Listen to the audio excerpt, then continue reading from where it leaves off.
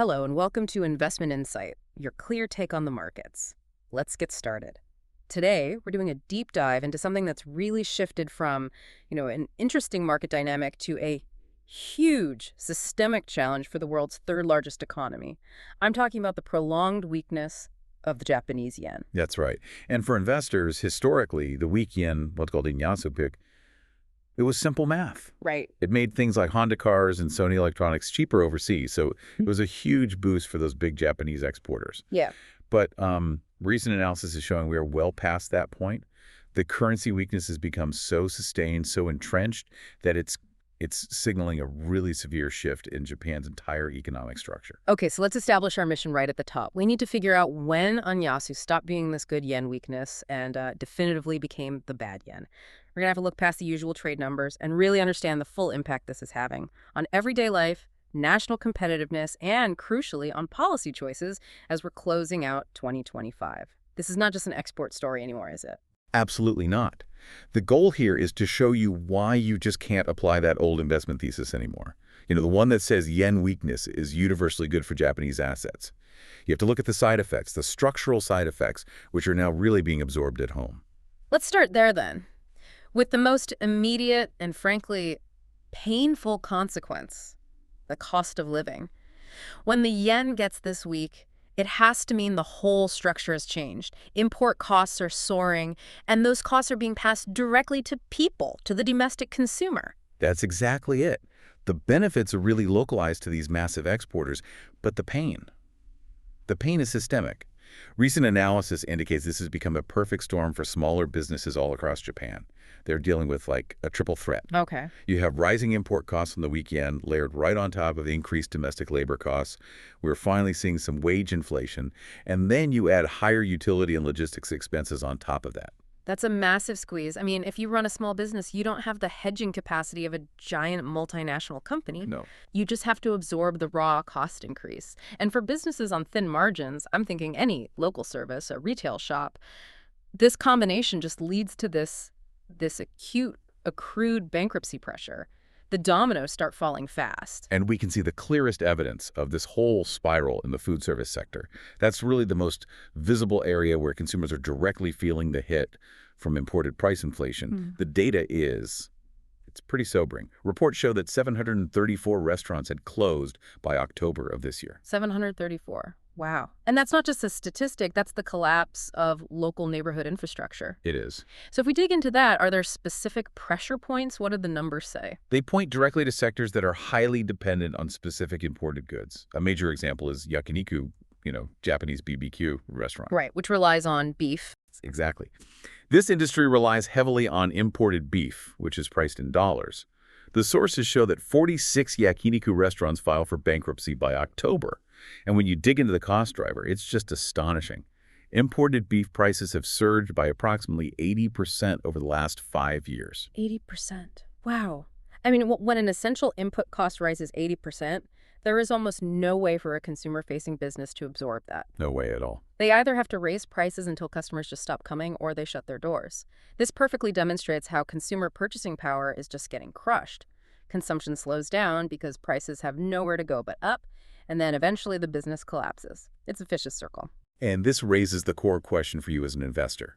For decades, the framework was simple. Yen weakness helps Japanese stocks.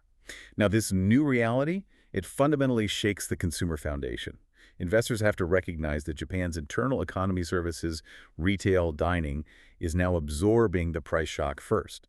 This forces a huge shift in how you evaluate Japanese equities. You have to look beyond the big exporters and really gauge the domestic damage. So if the dinner table is collapsing, that domestic price shock has to be hitting the nation's long-term spending priorities too.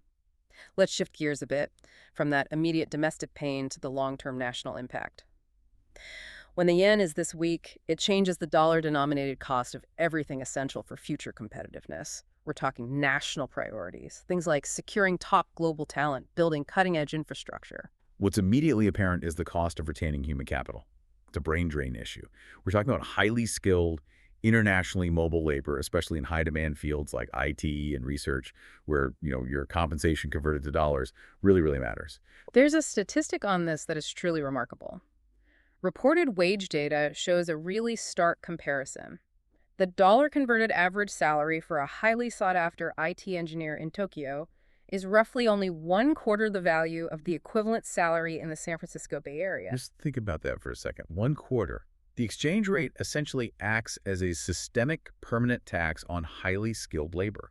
It cuts their real international earning potential by 75% just for staying in Tokyo. That's incredible. It powerfully illustrates how the weak yen just diminishes Japan's competitive appeal when you're trying to attract or, maybe more importantly, retain world-class talent against global peers. It's not a brain drain, it's a systemic flood of talent moving where the dollar compensation is competitive. And the same logic has to apply to physical assets that drive productivity, right? Research institutions, for example, they rely on cutting-edge tech. Reports show the leasing costs for supercomputers imported from overseas surged by approximately 30% because of the yen weakness. That 30% surge really stresses the budgets of research institutions. This is money that is supposed to go toward maintaining what we call foundational investments, the base infrastructure you need just to stay technologically current in areas like AI, material science, or high-level physics. When the cost of simply maintaining your operating capacity skyrockets, it directly reverses the potential productivity gains of those investments were supposed to create in the first place. This cost spiral is also hitting the national security budget, which is fascinating. Yeah. Japan recently approved a record defense budget exceeding 9 trillion yen for the 2026 fiscal year. That's a significant 9.4% increase. This is aimed at strengthening deterrence, acquiring assets like long-range missiles and modern defense platforms like the SHIELD systems, these ground-based missile defense networks. The intention is clear. Increase your nominal spending to project strength. But here's the critical point. The yen weakness simultaneously increases the cost of anything priced in dollars. Like an F-35. Exactly, like F-35 fighter jets or specialized radar systems. They're all bought in dollars. So the problem is that while the nominal budget goes up by 9.4%, the actual purchasing power is reduced by the currency gap. They're spending more yen just to acquire the same, or in some cases even slightly less, military hardware. So the national defense budget is essentially suffering from cost-push inflation driven entirely by the weak yen. What does this mounting national fiscal pressure mean for the market? It means that while defense and tech expansion offer some very specific long-term demand for certain Japanese industries, the overall macroeconomic effect is destabilizing. The path is currency weakness raises costs, which increases the national fiscal burden. This means that increased fiscal pressure is now a primary driver of volatility for Japanese government bonds, or JGBs, and the yen itself. It's all one interconnected risk, not three separate ones. Okay, let's connect policy to structure, because here's the biggest puzzle for me. The Bank of Japan, the BOJ, they raised their key policy rate to 0.75% in December 2025. Historically, narrowing that interest rate gap between the US and Japan should strengthen the yen. So why, when the BOJ finally made a significant move, did the market just barely flinch? The yen remained persistently weak. The traditional formula is clearly breaking down. This forces us to confront the structural barriers that monetary policy alone just can't fix. Market analysis suggests that even though the BOJ hikes rates, there's a distinct lack of conviction about the speed and depth of future hikes. They raised rates, but the market is skeptical they can sustain any kind of aggressive tightening. And what's fueling that skepticism? Why don't they believe it? Two things: fiscal concerns and debt costs. That modest rate hike is coupled with these persistent market concerns over record government fiscal spending and the growing cost of servicing the national debt. I mean, servicing massive debt at higher interest rates becomes prohibitively expensive. The market is essentially looking at Japan's total balance sheet, recognizing the fiscal constraints, and it's discounting the central bank's ability to move aggressively enough to actually strengthen the yen. So the central bank's hands are basically tied by the government's wallet. That makes sense. But there's a second structural barrier, one related to corporate behavior that keeps capital offshore, right? That feels almost like an active rejection of the Japanese economy by its own biggest champions. That is a critical factor. Large Japanese multinational corporations are increasingly choosing not to repatriate the dollars they earn overseas. Instead, they're just reinvesting those profits abroad. Think of it from a corporate board's perspective. Yen weakness actually makes the yen-translated value of those overseas profits look larger on paper. It's kind of an accounting trick, but it looks good on the balance sheet. And if you combine that accounting incentive with the actual growth prospects back home. You see the logical conclusion. The IMF estimates Japan's medium-term potential domestic growth is stalled at about 0.5%. Just 0.5%. Right. So why would a corporate board bring back dollars to invest in a 0.5% growth environment when they can reinvest them overseas for potentially much higher returns? Especially when the weak yen makes those overseas returns look even better when translated back. They're prioritizing shareholder returns over national stability.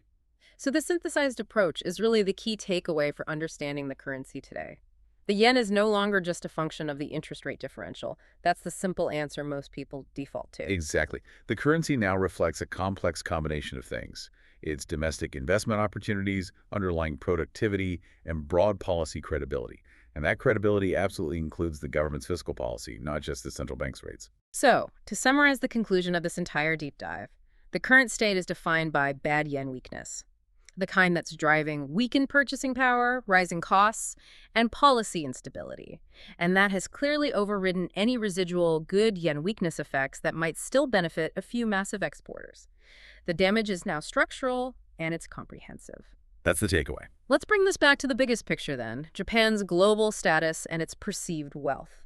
There's one metric that truly crystallizes the consequence of this long-term currency depreciation. Data shows Japan's nominal GDP per capita dropped to 24th among the 38 OECD nations in 2024.